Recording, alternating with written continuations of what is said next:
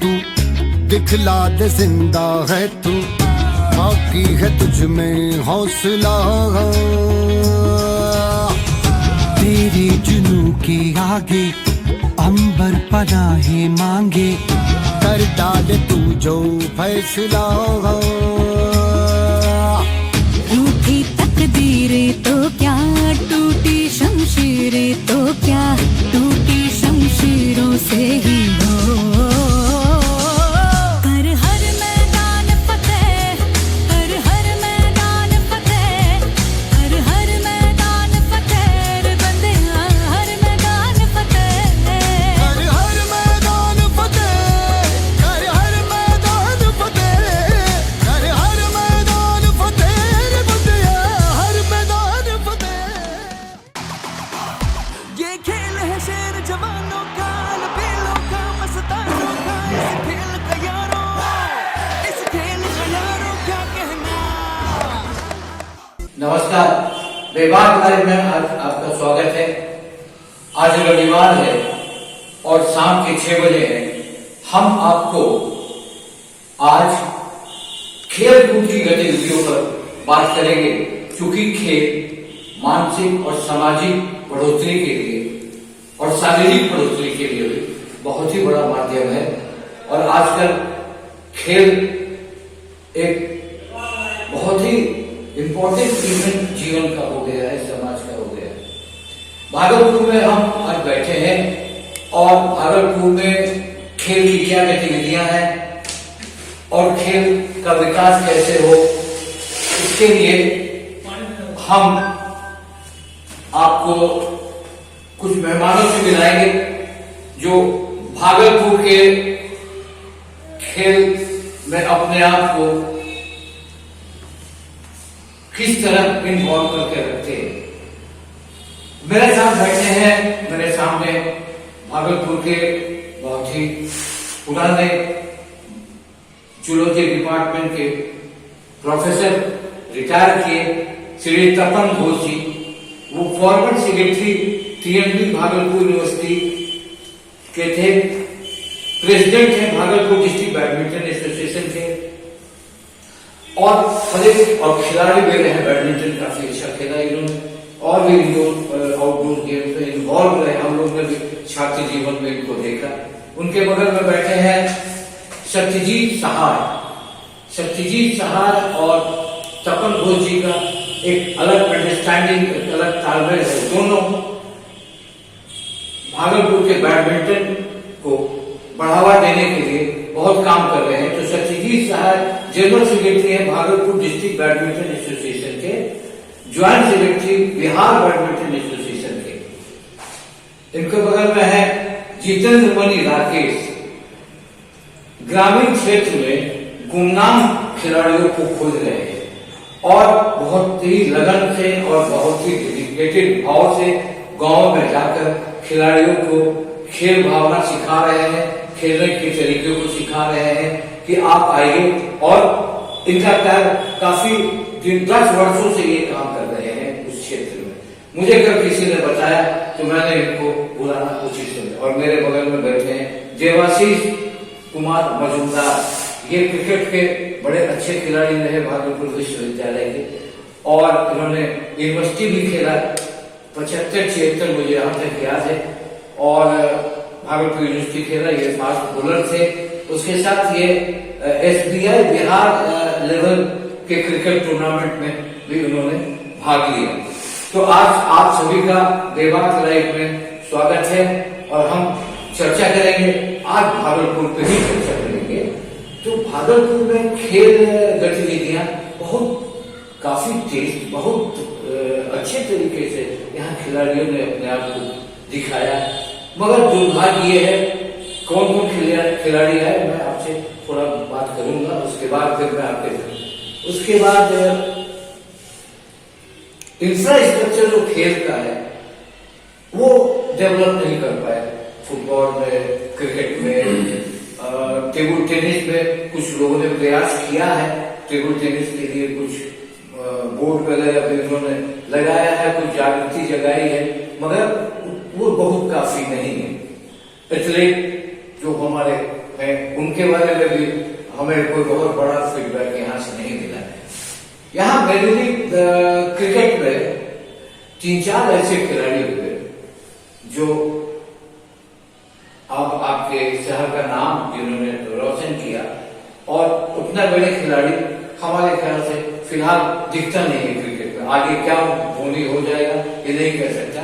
तो सबसे पहले से भास्कर घोष भागलपुर विश्वविद्यालय में थे और उन्होंने भागलपुर यूनिवर्सिटी की टीम का नेतृत्व भी किया, और साथ में बिहार रणजी 72 में आसाम, बिहार और उड़ीसा के बीच पहला मैच भागलपुर में हुआ था, उसमें उन्होंने खेला था।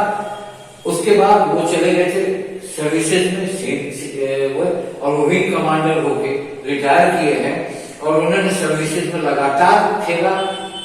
बहुत सी कंट्रियों के वो कोच भी रहे, जैसे मुझे लगता है नेपाल के वो क्रिकेट कोच भी रहे। उनके भाई थे अरिजीत घोष, वो भी सर्विसेज खेले, भागलपुर के ही थे। और समर सिंह गुप्ता ये लोग रणजी ट्रॉफी खेले और अपना नाम उन्होंने कमाया। और एक थी तबरेज नसर जो हर खेल में दिखते थे, चाहे वो क्रिकेट हो, टेबल टेनिस हो या बैडमिंटन हो, और बड़े शिद्दत से खेलते थे और जैवलिन थ्रो तक करते थे। वो काफी एक पॉपुलर चेहरा भागलपुर के रहे। उसके साथ साथ आपके भागलपुर में रोहित घोष थे जो इंटरनेशनल क्रिकेट के अंपायर रहे। उसके बाद नरेश शर्मा थे, अंतरराष्ट्रीय टी मैचों के भी वो अंपायर रहे। पवन पोद्दार, एशियन मलखम्ब जो टीम थी मलखम्ब को उन्होंने बहुत बढ़ाया था अपने ये में, मरवाड़ी कॉलेज हो या यूनिवर्सिटी लेवल पर हो, तो उसके साथ वो गए थे। अजय कुमार झा का नाम मैं भूल गया, वो रणजी ट्रॉफी प्लेयर थे। उनके ही प्रयास से बिहार पहली बार रणजी ट्रॉफी के फाइनल में पहुंचा था, और बॉम्बे से मुकाबला हुआ था बिहार को, जिसमें बिहार हार गई थी, वो अलग बात है। रहमतुल्ला भी एक है जो अभी खेल रहे हैं रणजी ट्रॉफी भागलपुर के। तो इतना अच्छा नाम, जैसे 2 बड़े गार्जियन प्रोफेसर थे, एक नसर साहब थे और एक जेडी घोष साहब थे। वो खेल को बड़ी बारीकी से देखते थे। जब कोई बैट किया करता था तो अपने पीछे खड़े होकर उनकी कमियों को, उनकी अच्छाइयों को देखकर उनको बताया करते थे, और माहौल बहुत अच्छा था उस समय का। यूनिवर्सिटी एरिया में खूब खेल होता था, इंटर यूनिवर्सिटी, हेमन का फुटबॉल के मैचेज होते थे जो बच्चे इन्वॉल्व होते थे। यूनिवर्सिटी से ही हमारा हर लोग निकलता था, चाहे वो भास्कर घोष हो, चाहे अजय झा हो, चाहे पवन पोद्दार हो, चाहे कोई। तो मैं पहला सवाल तपन घोष जी से करूंगा कि तपन घोष जी ये बताएं कि यूनिवर्सिटी का जो खेल था आपके समय, आप भी बैडमिंटन बहुत अच्छा खेलते थे, हम लोग देखा करते थे आपको, तो उस समय और अब क्या दिखता है? देखिए, जो वास्तविक बात है वो ये है कि इंफ्रास्ट्रक्चर की बात अभी आप कर रहे थे। जो इंफ्रास्ट्रक्चर हम लोगों के समय में उपलब्ध था और आज जो इंफ्रास्ट्रक्चर उपलब्ध है उसमें बहुत अंतर है। हम लोगों के समय एक टीएनबी कॉलेज का कॉमन रूम हुआ करता था जहां इंडोर बैडमिंटन हम खेल सकते थे।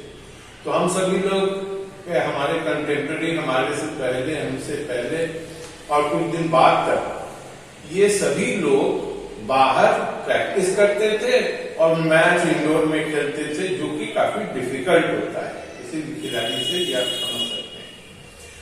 आज भागलपुर में सौभाग्य से इंडोर स्टेडियम है और बैडमिंटन के लिए एक्सक्लूसिव स्टेडियम है और भी बन रहे हैं। यूनिवर्सिटी का भी इंडोर स्टेडियम बन चुका है, लेकिन उसमें अभी तक बैडमिंटन की सुविधा नहीं उपलब्ध हो सकी।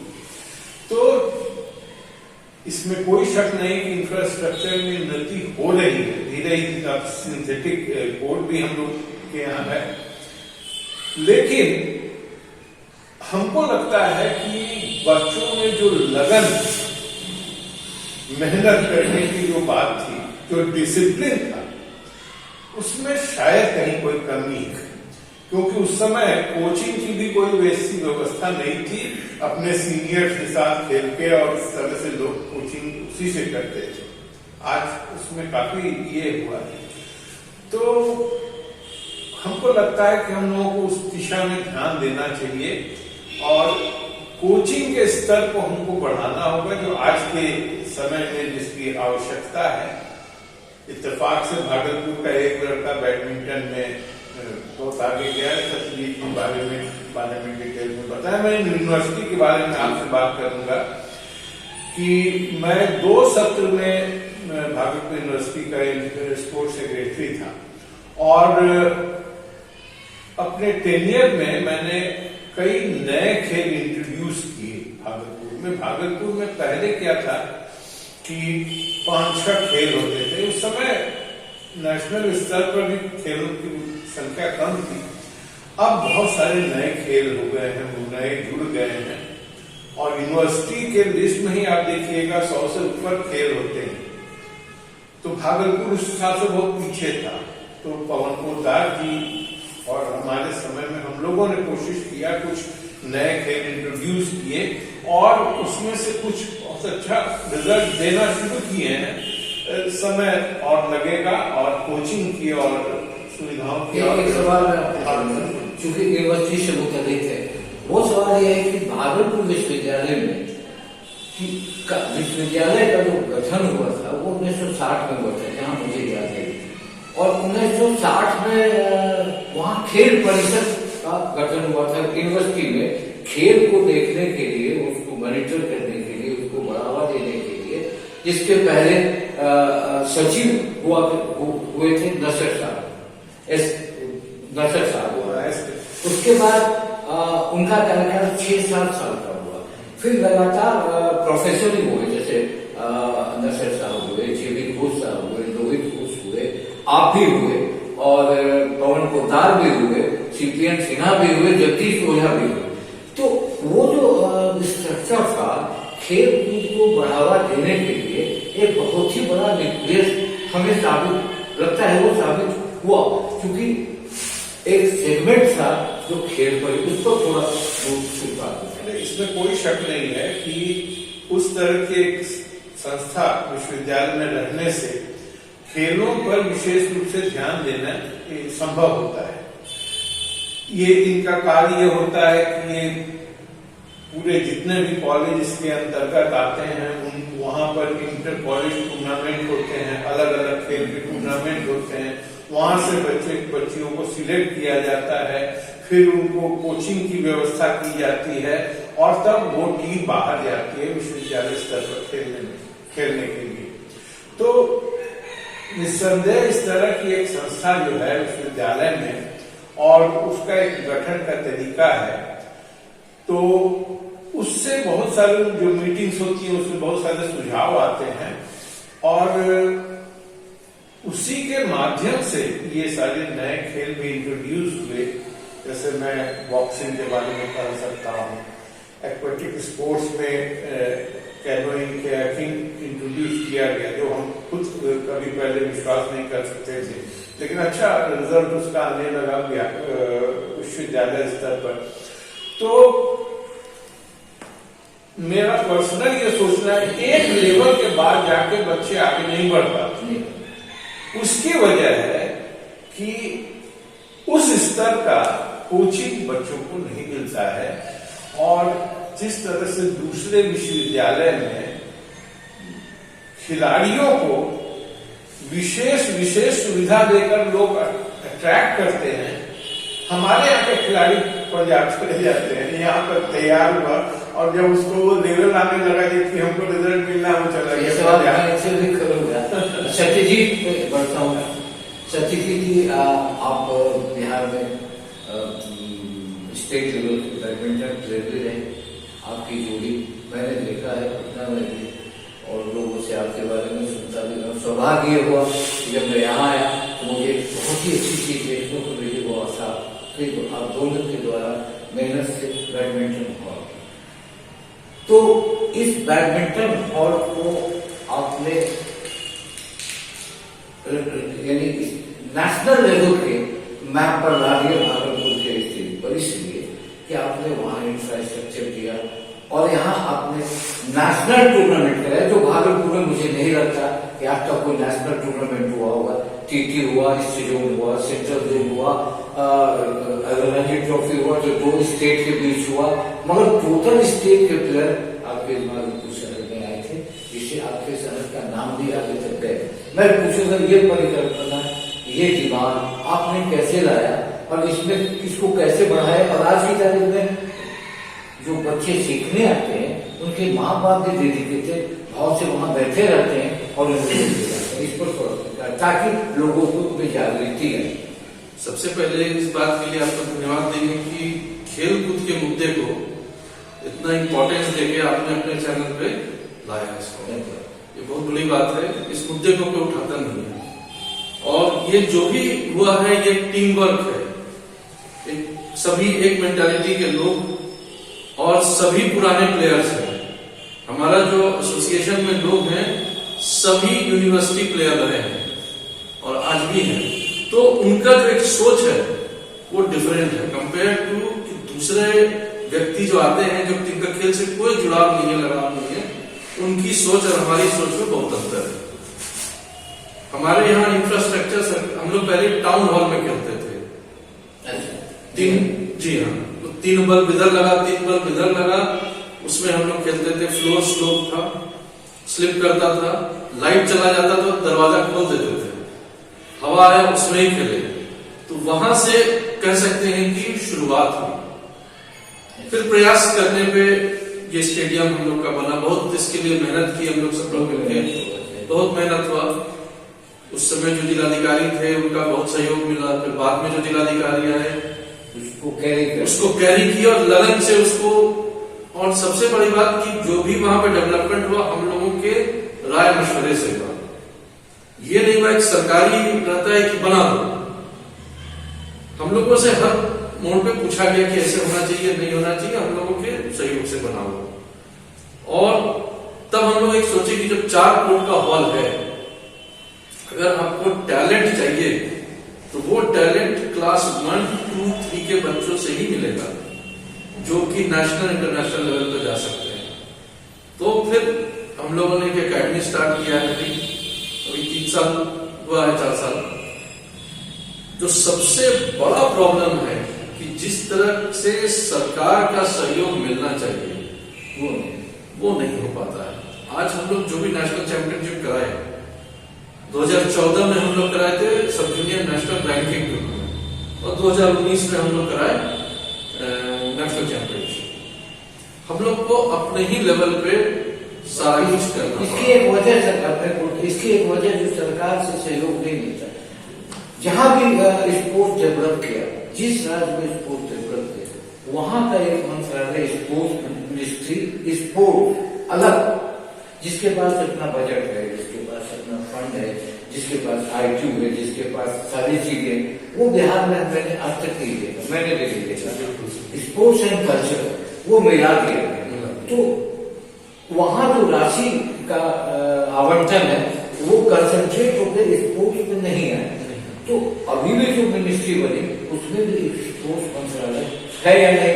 नहीं, अभी भी वही युवा कल्याण और कला संस्कृति एवं खेल मंत्रालय। तो उससे नहीं, तो उससे आपके पास, मैं जरा इस युवा को देखो, इस युवा के बारे में मुझे कल किसी ने जानकारी दी कि ग्रामीण गुमनाम, मैं अगर चाहता हूँ दौड़ना, मगर मैं दौड़ने की जगह पर नहीं पहुंच पाता हूँ, मेरी इच्छा को जगाया नहीं जाता है। ये 10 वर्षों से ग्रामीण क्षेत्रों में, ये बड़ी बात है, क्योंकि ग्रामीण क्षेत्र से बच्चे जो निकल जाएंगे वो बड़े ही प्योर और बड़े ही मेहनती बच्चे निकलेंगे, ये मैं जानता हूँ।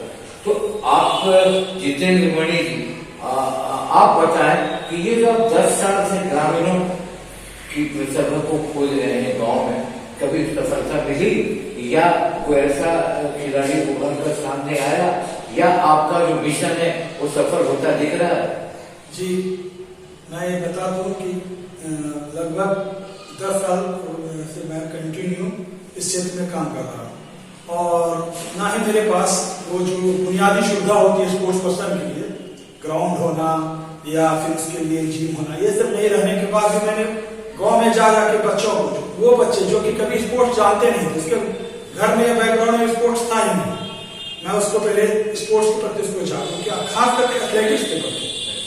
और एथलेटिक्स में मैं आपको बता दूं कि उस ग्रामीण प्रतिभा में मैंने देखा कि कुछ ऐसी लड़कियां आई सामने जो कि भागलपुर को राष्ट्रीय स्तर पर मेडल दिया।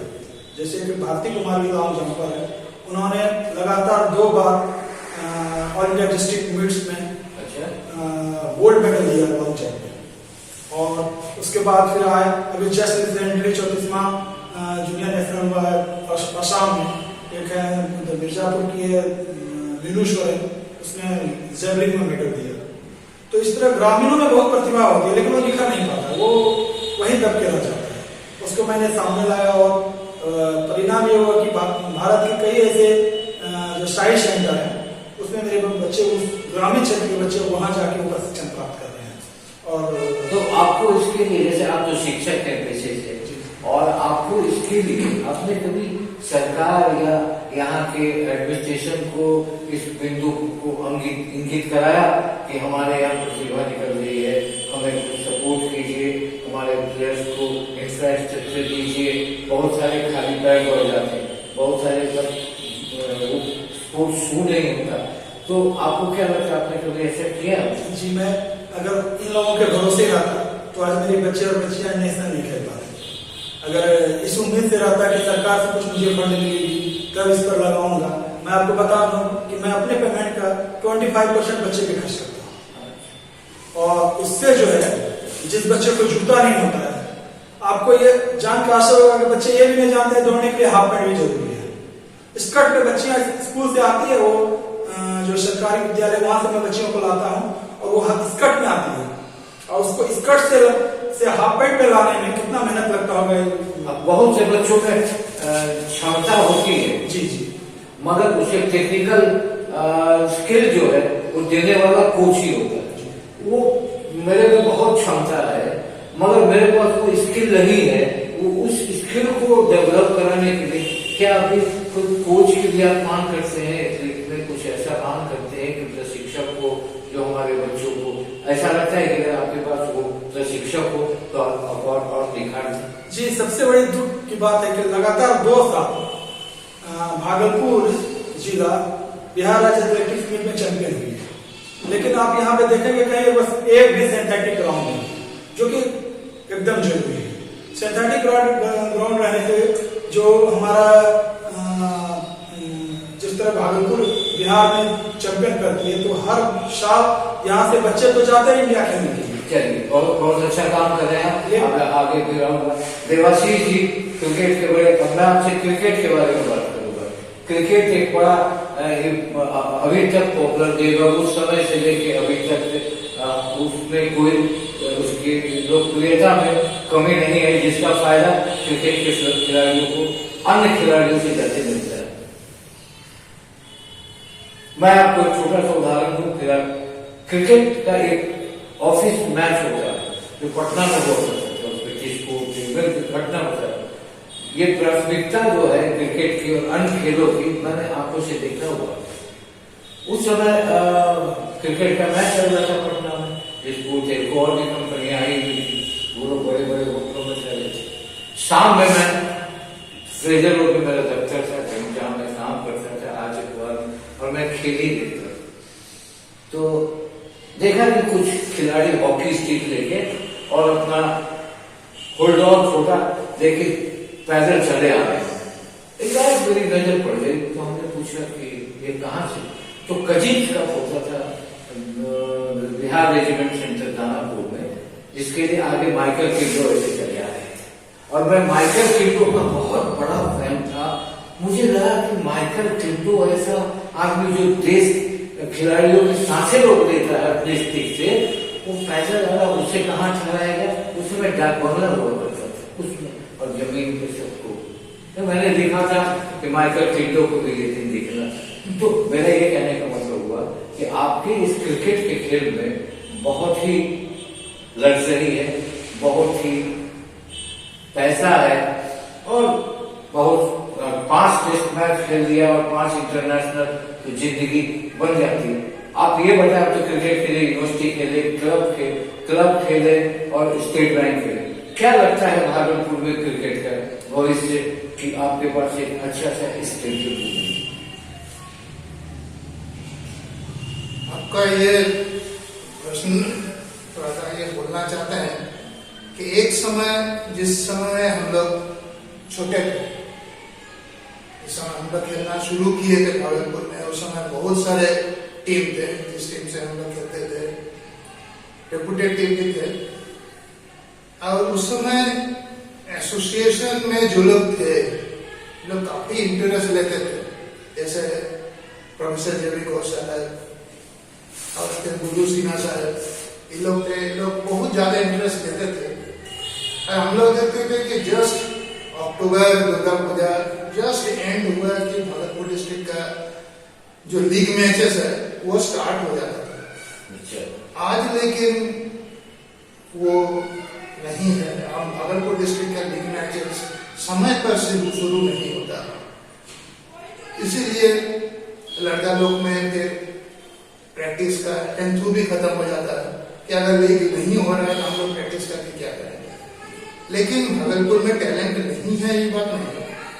आफ्टर रिटायरमेंट 1918 में 2018 में हम रिटायर किए, उसके बाद भागलपुर साइंटिस्ट कंपाउंड में जाके अपना समय देने की कोशिश की है, भी है।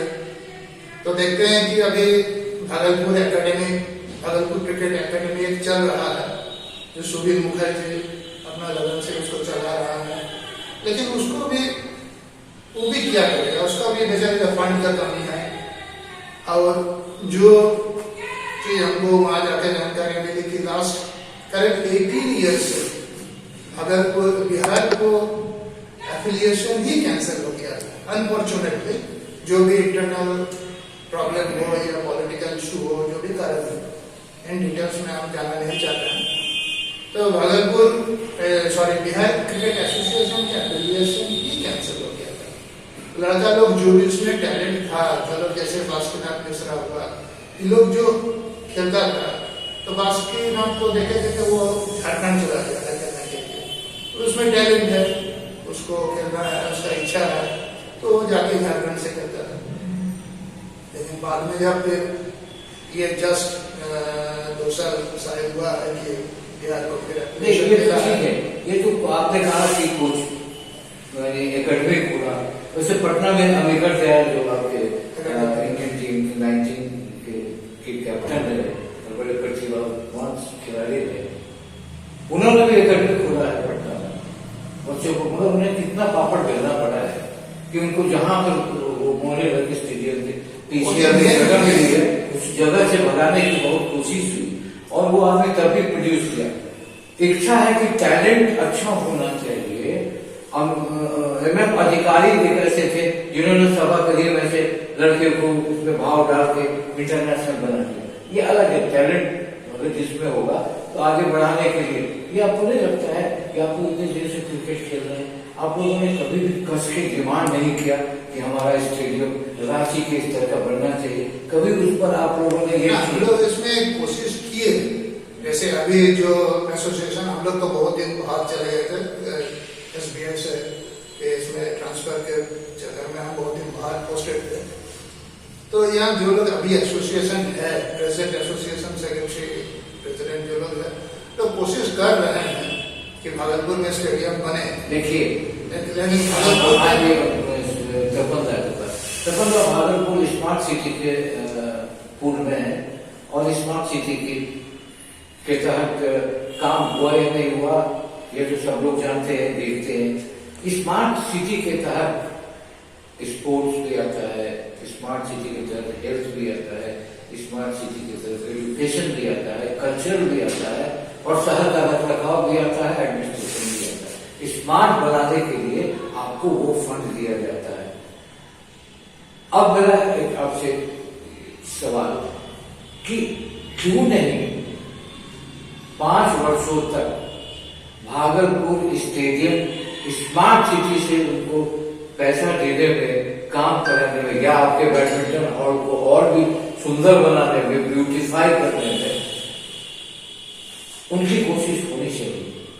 और लोगों की आपको क्या लगता है जो स्टेडियम है आपका 30 साल पुराना है सेंट लुइस कंपाउंड और 305 बीघा जमीन पूरे सेंट लुइस कंपाउंड का और 25 एकड़ 305 बीघा और 25 एकड़ जमीन है, क्यों नहीं इस पर आज तक सरकार या खिलाड़ियों ने कोई ऐसा आंदोलन नहीं किया या सरकार का ऐसा दबाव नहीं बनाया?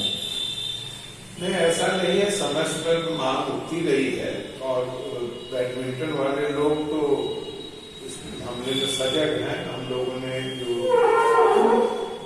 अभी पूर्व जो नियम थे उनसे कई राउंड बातचीत हम लोग की हुई है कि हम लोग को ऐसा चाहिए वैसा चाहिए, इसका एक्सटेंशन होना चाहिए कोचिंग की सुविधा के लिए, तो कुछ आश्वासन में मिला है और हमको लगता है कुछ प्रोग्राम शामिल भी किया गया होगा।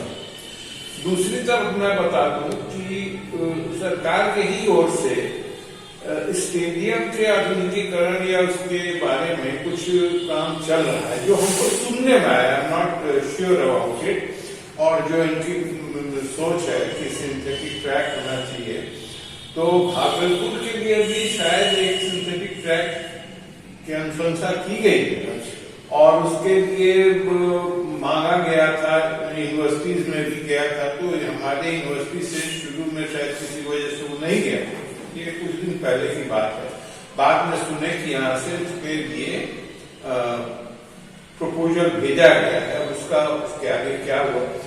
और ये सिंथेटिक ट्रैक के लिए बहुत दिन से हम लोग प्रयासरत हैं।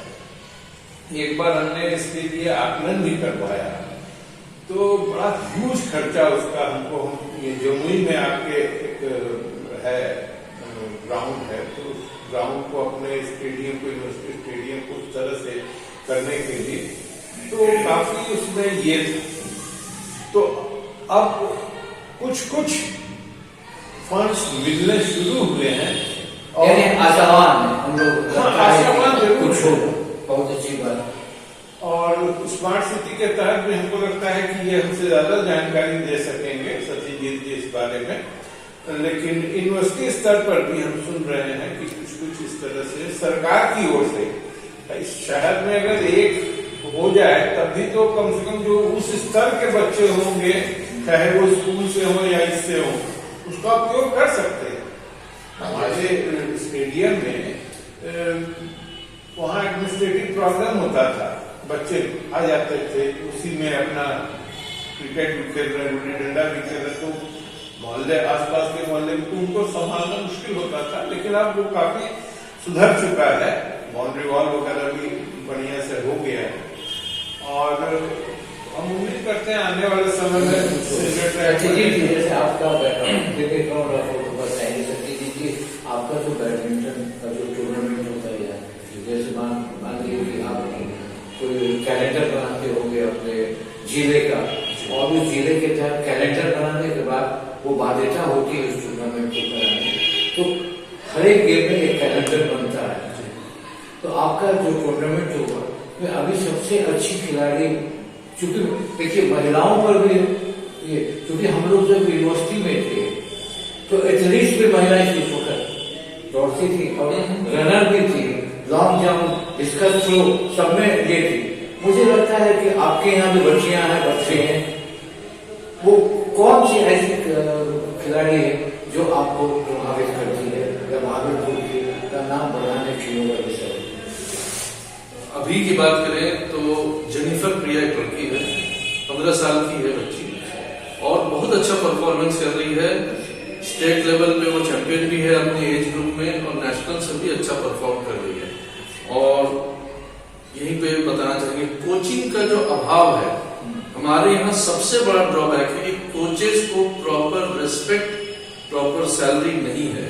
अगर कोच को प्रॉपर रिस्पेक्ट और सैलरी नहीं मिलेगा तो प्लेयर्स कभी भी नहीं बढ़ते। अभी जैसे आपके शहर में ही है कोच है बैडमिंटन का विपिन गुप्ता जो अवकाश प्राप्त कर चुका है और भागलपुर में ही, पटना भागलपुर में वो NIS पटियाला में, उड़ीसा में रहा, बेंगलोर में रहा, बिहार में रहा, तो वैसे लोगों को तो हमारे ख्याल से वो तो वॉलेंट्री भी कोच कर सकते हैं। अभी हमारे यहाँ देवेश करके है, वो अभी NIS है और अभी स्पोर्ट्स अथॉरिटी ऑफ इंडिया में कोच है। तो हम कामना करेंगे कि आपका बैडमिंटन का कोई ऐसा प्लेयर हो जो साइना नेहवाल बन जाए और उससे भी आगे बन जाए। और हर जगह वोकेशन नहीं मिलते, हो सकता है कि आपके घर वो वोकेशन बन जाए। तो मैं कामना करूंगा और आपसे भी अंत में एक सवाल करूंगा कि आप जिस तरह से अलग जगा रहे हैं बहुत अच्छी बात है, और ग्रामीण क्षेत्र में जाकर अलग जगा रहे हैं और आपके बच्चे आपके प्रयास से आगे आ रहे हैं, इसके लिए आप भी बधाई के पात्र हैं। कभी भी कोई आवश्यकता हो हम लोगों की राय तो आप जरूर बताएंगे, हम लोग उस लेवल तक भी आपको जा सकते हैं कि कहाँ कैसे जाना है, किस आदमी के पास मिलना है और क्या करना है। तो चलिए इसको आप अलग जगह के लिए। देवाशीष जी, आपके यहाँ महिला क्रिकेट टीम है? महिला प्लेयर है, महिला क्रिकेट टीम नहीं है, लेकिन कुछ प्लेयर्स है जो लोग अभी स्टेट तो कहाँ खेलती है?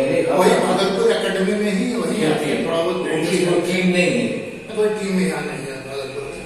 चलिए, तो आज की बातचीत बहुत सार्थक रही और हम इसी तरह के विषयों पर आएंगे, भागलपुर के आसपास के पॉजिटिव चीजों को लाएंगे। जहां पर लगता है कि थोड़ी कमियां रह गई हो, उससे हम इस तरह के डिस्कशन से उसको बाहर करेंगे।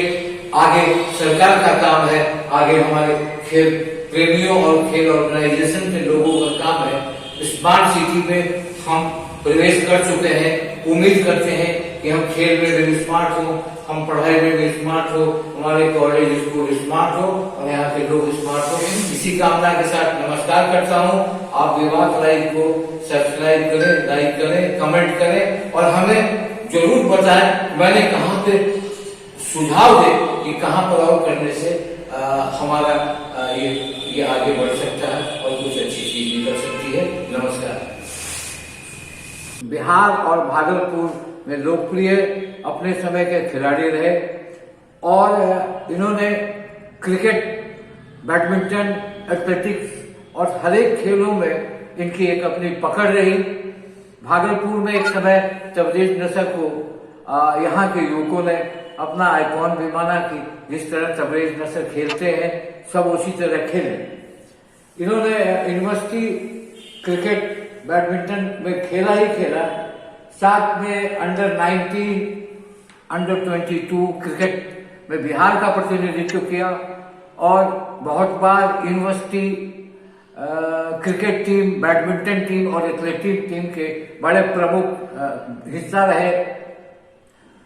ये अभी इनसे पहले ये इंटरनेशनल NGO फिलीपींस में काम करते थे और अभी तक अपने काम से भी वो जाने जाते हैं, जैसे खेल से जाने जाते हैं वैसे काम से भी जाने जाते हैं। माइक्रो फाइनेंस के क्षेत्र में एक बड़ा नाम है और इन्होंने अभी तक 25 एशिया और अफ्रीका के 25 देशों का दौरा किया। आज हम इनसे ये जानना चाहेंगे, भागलपुर में जो खेल आपके समय था और हम लोग के समय था, मैं भी खेलता था, आज आप भागलपुर में आप बताएं कि कौन कौन ऐसे हस्ती थे जिन्होंने भागलपुर का नाम रोशन किया और भागलपुर के खेल को हम किस तरह से ऊपर ले जाए।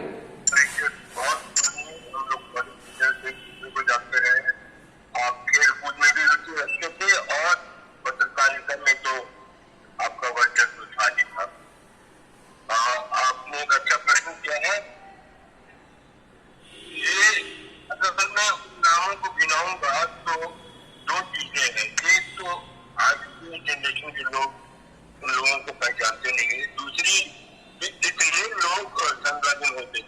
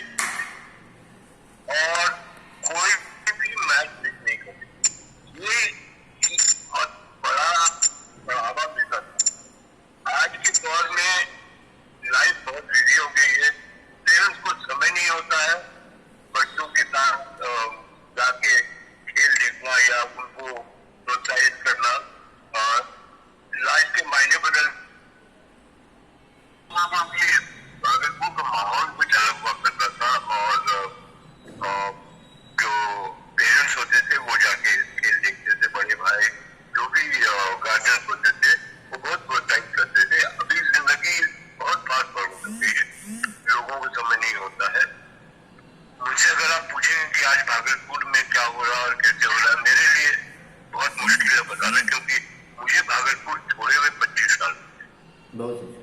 पर जो मैं लोगों के संपर्क में हूँ, मैं जानता हूँ कि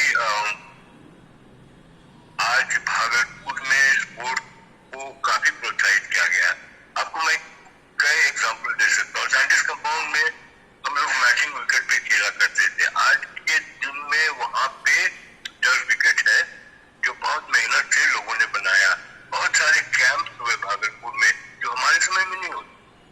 मेरा सौभाग्य था क्योंकि मैं स्टेट खेलता था, तो मैं हर साल एक बड़ा कैंप, महीने भर का कैंप अटेंड करता था। लेकिन भागलपुर के प्लेयर्स को कैंप अटेंड करने का मौका नहीं लगता था।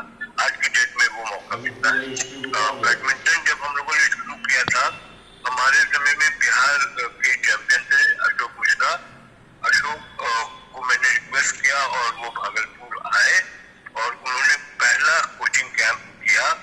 और आज के डेट में भागलपुर बैडमिंटन बहुत आगे बढ़ गया है क्योंकि उन लोगों ने बहुत स्टेट लेवल, नेशनल लेवल के टूर्नामेंट्स करवाए।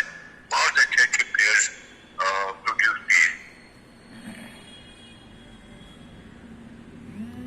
बड़ा है, मौका ज्यादा मिलता। जब मैं बिहार स्कूल खेल रहा था उस समय मैं क्लास 8 में पढ़ता था।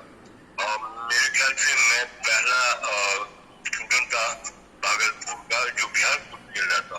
और बिहार स्कूल का मतलब होता है बिहार और झारखंड मिला के बड़ा वाला बिहार, ग्रेटर बिहार। हमारे समय में मौका नहीं होता था। आज की डेट में IPL होता है, ये होता है, स्टेट लेवल के लीग होते हैं। हमारे समय में इतना अवसर नहीं था। आज अवसर बहुत है, लोग अच्छा कर रहे हैं, उनको सभी लोगों को मिलकर प्रोत्साहित करना चाहिए।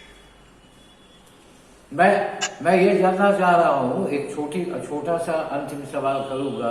और आप तो मार्च में शायद भागलपुर आने वाले भी हैं, तो मैं एक जानकारी लेना चाहूँगा आपसे कि आप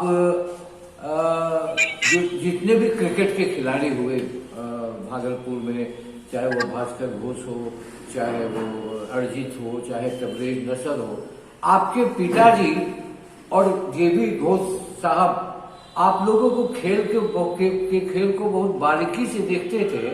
और जब आप बैटिंग करते होते थे, मुझे याद है, तो वो स्टंप के पीछे में वो खड़े होकर आपकी बैटिंग देखते थे। उसी तरह JB घोष सर भी इसी तरह। तो माँ बाप का जो रोल होता है बच्चों के स्पोर्ट्स अपलिफ्टमेंट में, वो कैसा था और अब कैसा है?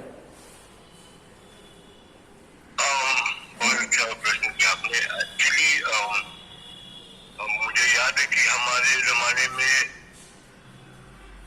पेरेंट्स हमें पढ़ाई से ज्यादा स्पोर्ट्स पे तवज्जो देने को कहते थे कि किसी भी शाम को हम अगर फील्ड में नहीं है तो प्रॉब्लम है। और पढ़ाई के समय तो और ये अभी है या नहीं पता नहीं इस चीज का।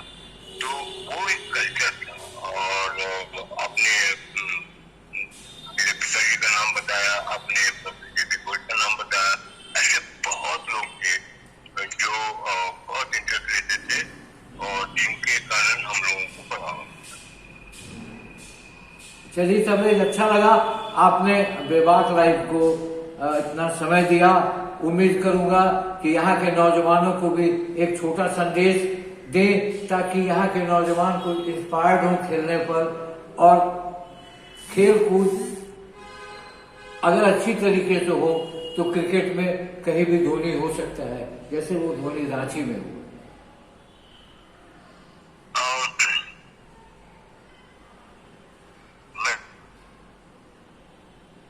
पता नहीं, पर हमारे देश में जब खेल कूद कहते हैं तो हम सिर्फ क्रिकेट के बारे में सोचते हैं, जबकि हमारे देश में बहुत सारे स्पोर्ट्स में बहुत लोग हैं जो विश्व के सर्वोच्च खिलाड़ियों में गिने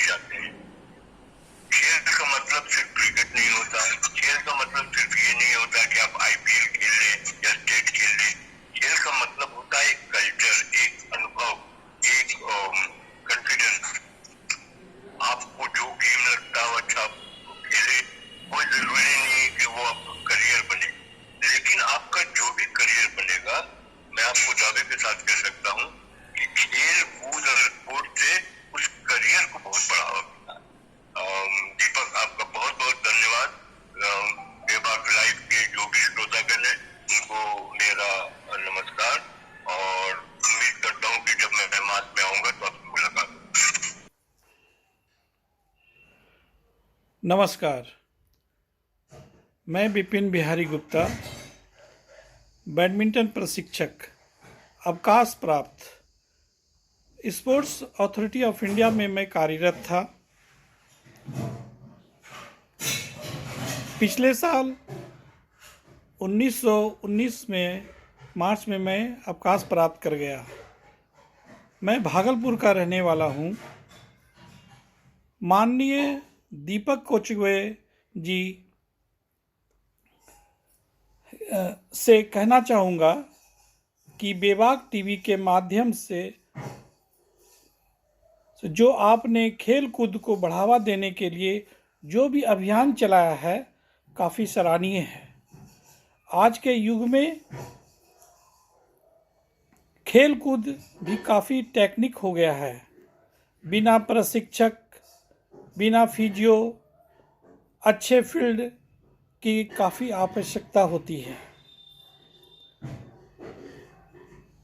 काफ़ी हाई टेक्निक होने की वजह से हाई लेवल तक अचीव करना काफ़ी दिक्कत है। प्रशिक्षक अपने खिलाड़ियों को सही टेक्निक के माध्यम से सही सामग्री उन्हें प्राप्त कराकर अच्छे फील्ड की आवश्यकता होती है, तभी कोई भी खिलाड़ी अपने हाई लेवल को अचीव कर सकते हैं, गोल को प्राप्त कर सकते हैं। आज इसके साथ साथ ये भी आवश्यक है कि जो भी खिलाड़ी खेल कूद से अपना इंटरेस्ट रखते हो, उन्हें अनुशासन, समय का ध्यान रखते हुए ही अपने अचीव को प्राप्त कर सकते हैं। धन्यवाद।